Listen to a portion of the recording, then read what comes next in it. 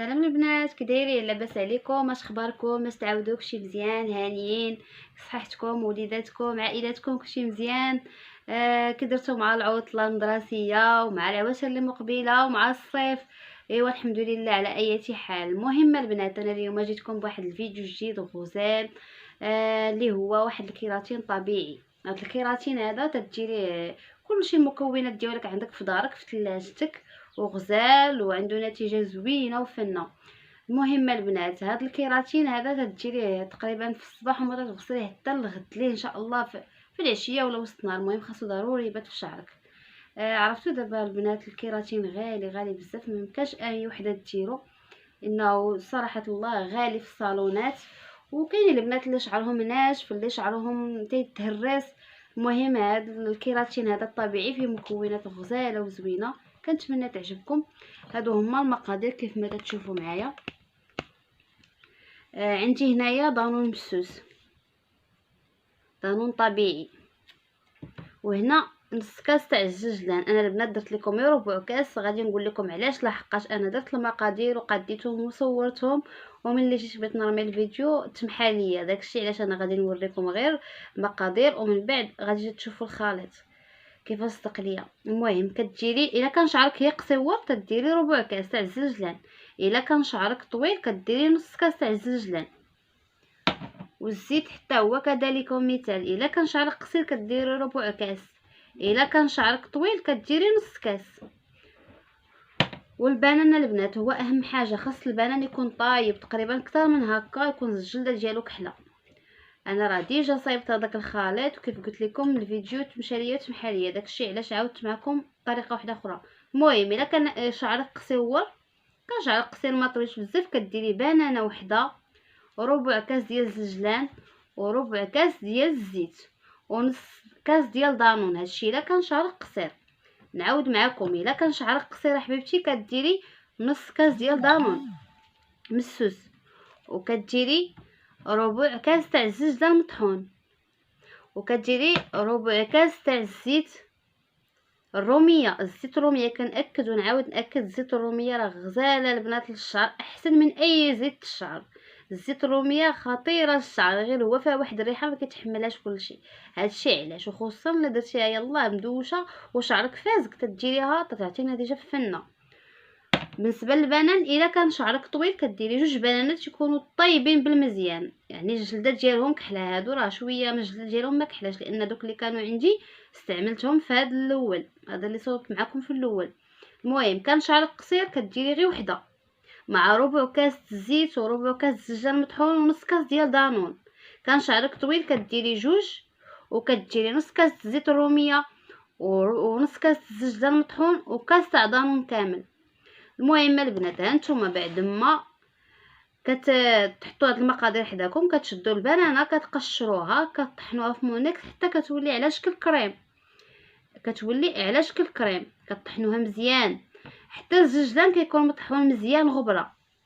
كتشدوهم البنات، كتشدوا واحد الزلافه بحال هادي وكتخلطوا فيها، كديروا فيها داك البنان اللي طحنتو اللي على شكل كريم، وكتزيدوا معاهم دانون مسوس، كتزيدوا معاه دانون مسوس، وكتزيدوا معاه السوائل، كتزيدوا الزيت، كتخلطوا مزيان حتى يندمج داكشي.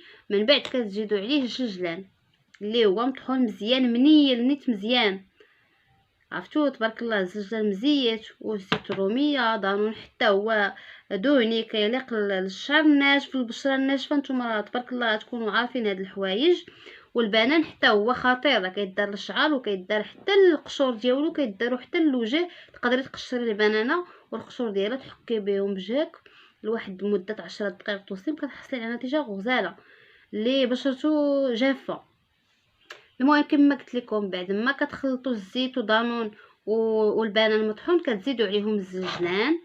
كيف قلت لكم اللي شعره قصير كيدير ربع من الكاس، ربع الزيت وربع الزجلان، نص كاس دانون وبنانه. اللي شعره طويل كيدير دانون ونص كاس الزجلان ونص كاس الزيت وجوج بنانات، راه كافي. واخا يكون لي الشعر واصل تبارك الله، واخا يكون واصل الشعر حتى الحزامه راه كافيه.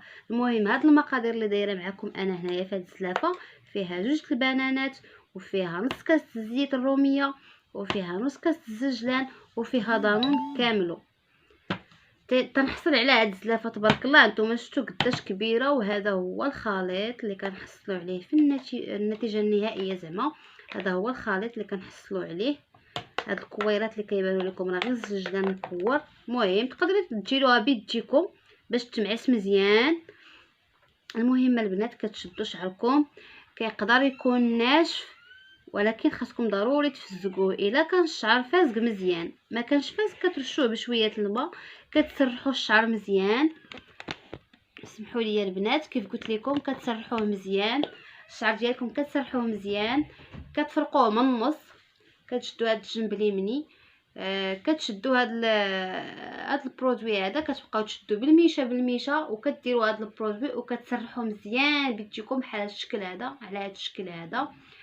كيف ما قلت لكم هاد الوصفه مجربه اختي وصقات لي النتيجه غزاله، وهي اللي اقترحت عليا باش نشارك معكم هاد الوصفه.